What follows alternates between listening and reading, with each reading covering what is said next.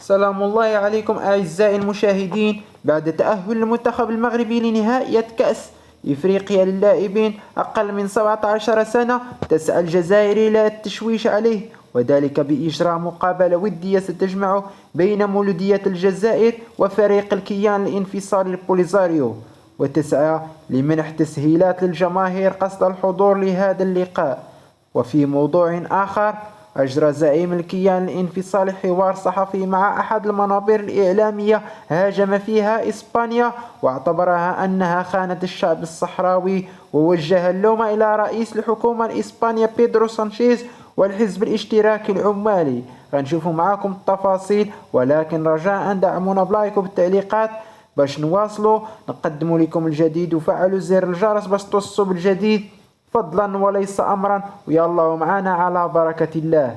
تحدثت صحف جزائرية عن تأسيس فريق جبهة البوليزاريو واستعدادها للترتيب لمقابلة ودية بين فريق الكيان الانفصالي الوهمي مع مولودية الجزائر يوم السبت المقبل على ملعب 5 جويلية.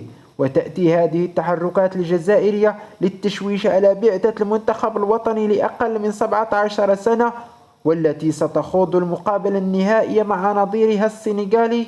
فبعد إقصاء الجزائر على يد المغرب، تسعى إلى التشويش على المنتخب المغربي بهذه المقابلة الوهمية، والتي استنكرتها كل الجماهير الجزائرية، خاصة جماهير مولودية الجزائر التي طالبت فريقها بعدم إجراء هذه المقابلة ضد هذا الكيان الوهمي الذي لا يعترف به أحد.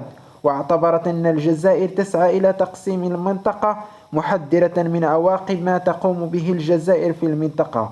وفي موضوع آخر، ففي حوار أجراه زعيم الكيان الانفصالي إبراهيم غالي مع وكالة الأنباء الجمهورية الانفصالية البوليزاريو، اعتبرت أن إسبانيا خانت الشعب الصحراوي أي البوليزاريو، وانتقد حكومة بيدرو سانشيز بعد اعترافها بمغربية الصحراء واعتبارها الحكم الذاتي هو الحل الوحيد والأوحد القابل للتطبيق، وأنه حل واقعي وذي مصداقية.